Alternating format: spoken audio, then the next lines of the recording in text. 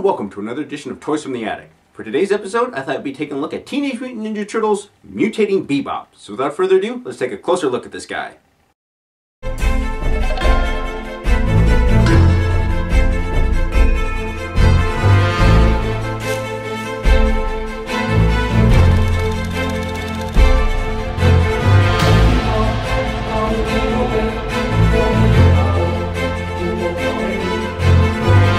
Bebop was once a human member of a street gang that was employed by the Shredder. After suffering a humiliating defeat, the Shredder offered him a chance to increase his abilities and get his revenge on the Turtles. Mutated with that of a warthog, his strength was definitely increased, but due to his stupidity, he was still easily outsmarted by the Turtles. Despite his many defeats, he has remained a loyal member of the Shredder's forces and is still considered a force to be reckoned with by the Turtles. Alright, so here we have Teenage Mutant Ninja Turtles Mutating Bebop. Now, I can't quite place it, but there's something about his human look that seems a bit different than what they showed in the cartoon. I'm not quite sure what it is or why they would have changed it, but anyways, let's move on. As far as his articulation goes, I mean, his head can move side to side, his arms can move up and down, his legs can move around like this. I mean, yeah, it's very limited, but they were the 80s Ninja Turtles line, and what were you going to do? We were lucky to have any articulation at all back in those days. I do actually have his weapon, and he can actually hold it in his unmutated state, and it's kind of pointless for him to have it in its untransformed state. But when you pull the handle back like this, the drill comes out, and I guess it's to mimic that first drill weapon that the original Bebop action figure came with.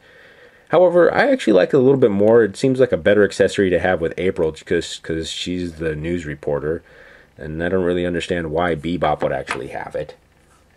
Now, as far as his transformation goes, or his mutation, I should say, you just pop his little arms down like this. And you can flip them around. And I gotta pull them out like this. It's still a little tight right there. Just flip them around.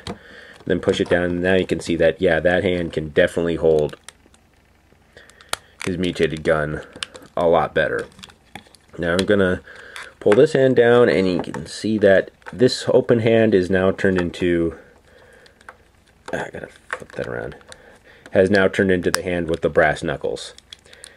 Now his feet, actually, you flip these things around, and he comes with these extra little spikes that you could have on his shoes. One's like a little drill, and another one's some sort of weird scythe pokey thing.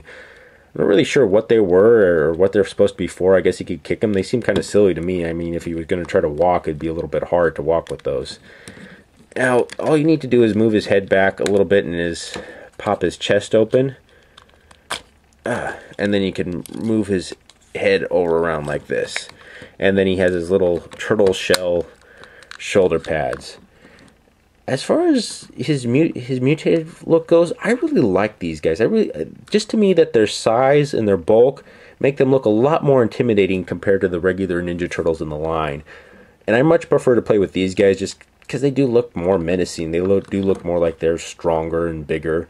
That's not to say I don't like the original Bebop and Rocksteady that came out in this line. I always have a place for those guys in my heart. It's just these ones, I like them just, as far as playing goes, I like them just a little bit better. They're definitely a cool addition to have in your collection if you're wanting to have them next to the other Turtles, just because of the size feature. I mean, they stand almost a whole head above the regular Turtles. He's a cool figure and a definite must-have for any serious collector out there. Anyways, this has been a look at Teenage Mutant Ninja Turtles Mutating Bebop. Once again, thank you for watching. If you enjoyed what you see today, please feel free to like, subscribe, or leave a comment below in the comment section. Also, feel free to check out some of my other toy review videos. Anyways, see you next time.